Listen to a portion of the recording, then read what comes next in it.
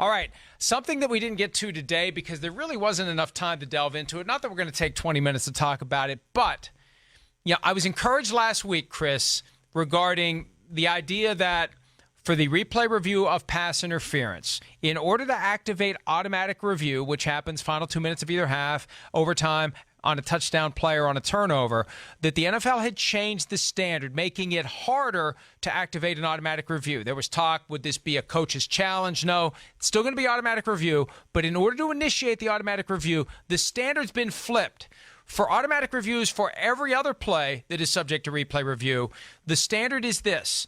There will only be an automatic review if there isn't clear and obvious evidence that the ruling on the field was correct, meaning you need to have a high bar, clear and obvious that it's correct. Anything short of that, we have a replay review to see if there's clear and obvious evidence that the ruling was incorrect. Well, for most rulings, there isn't a very big band between clear and obviously correct versus clear and obviously wrong. For pass interference, there's a huge gulf of potential pushing and shoving, and maybe it was and maybe it wasn't. So the NFL has decided in order to even activate automatic review, there has to be clear and obvious evidence the ruling on the field was wrong.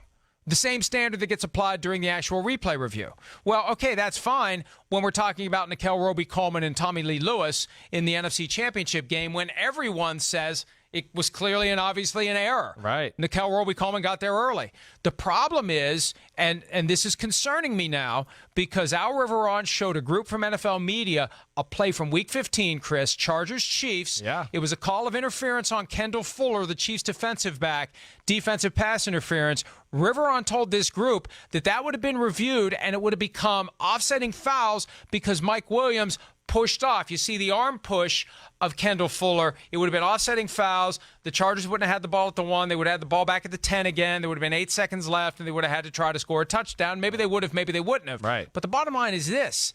How do we get past that high bar to even have an automatic review on a play where it's a little more gray? Right? It's not quite what we saw Rams-Saints game. Yes. That's my concern. There's a line there somewhere. How do you keep 17 replay officials on the right side of that line? I don't know, Mike, and that's why I've been scared of, some of this, review, challenge, pass interference conversation altogether.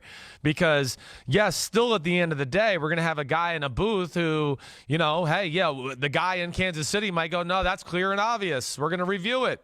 But, there could be a guy in another state, back in New York, and the same exact play happens, and he goes, that's not clear and obvious. We're not going to review that. I mean, there was no problem there. So, again, we're getting into human judgment there to what they seem or deem as clear and obvious. And for me, and the other thing, too, is, man, I mean, you're going to have a very, very trained eye, right? We're not going to watch these replays in slow motion. It's either see it real time or see a real-time replay, right? And that you're going to have to be a very trained eye to really kind of see everything, right, in that way. And there's certainly going to be some things that I would think with that set of how it's set up where I would go, no, they're going to miss some too then if they're going to watch it that way too. And, yeah, I just don't know how this is going to play out. But, yes, it scares me from missing calls still or a play should have been reviewed and it wasn't, or we end up getting too many reviews down the stretch. All of those things are what concern me. And again, the replay official is now the gatekeeper for automatic review, and the replay official has to see clear and obvious evidence of an error on a pass interference call or an on-call, offensive or defensive, with real-time view or full-speed replay before it ever gets to Al Riveron. And that's the thing that was glossed over by this idea that Riveron is showing them the Chiefs-Chargers play and saying, hey, this would have been offsetting fouls. How does it get to Al Riveron? This tells me this play is clearly and obviously wrong enough that the replay official should say, okay, activate the automatic replay review. That's where I'm concerned because it's not nearly as clear as Rams-Saints. So here's where the NFL needs to get on the same page. All the teams, all the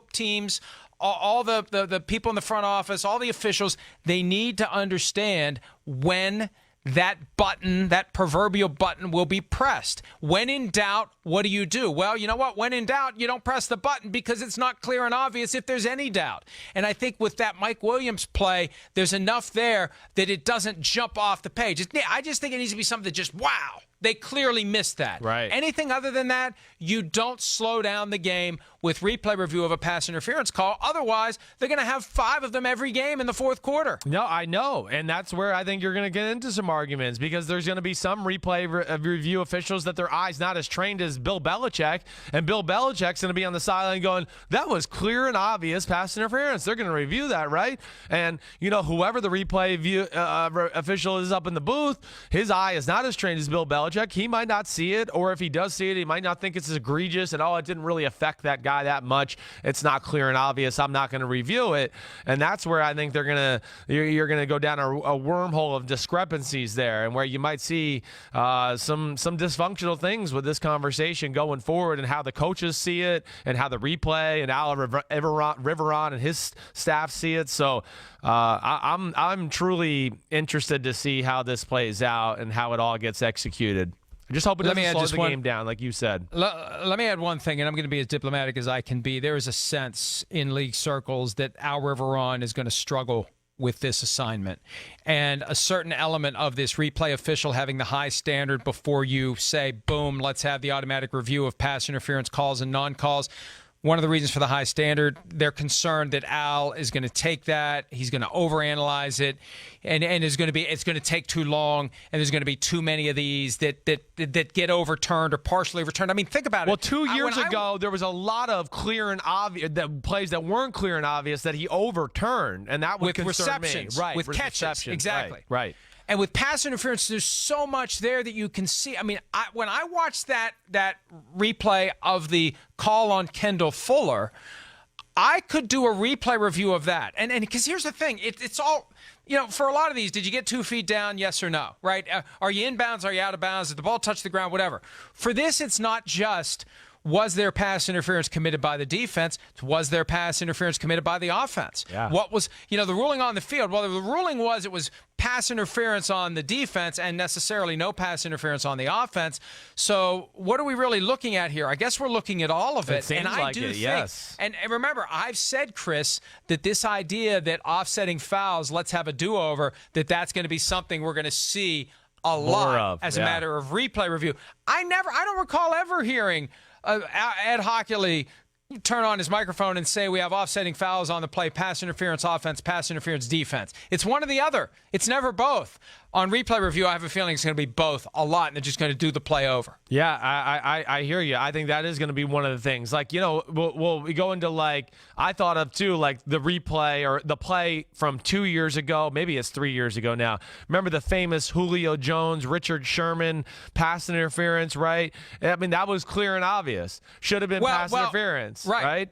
But at the line of scrimmage, exactly. Julio Jones whacked Richard Sherman in the head to get separation. Right. So, yeah, I mean, I'm with you, Mike. I think we're going to see a lot of that go on, and then they're going to replay the down, and we're going to go, wow, we wasted 3 minutes of time just to replay the down. That's great. And I think that's going to annoy some people.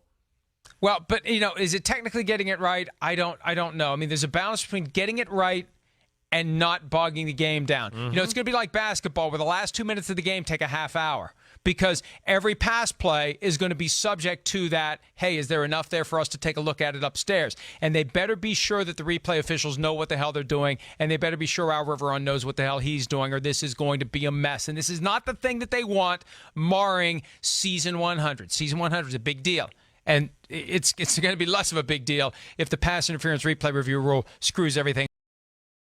Hi, I'm Mike Tirico, and thanks for watching.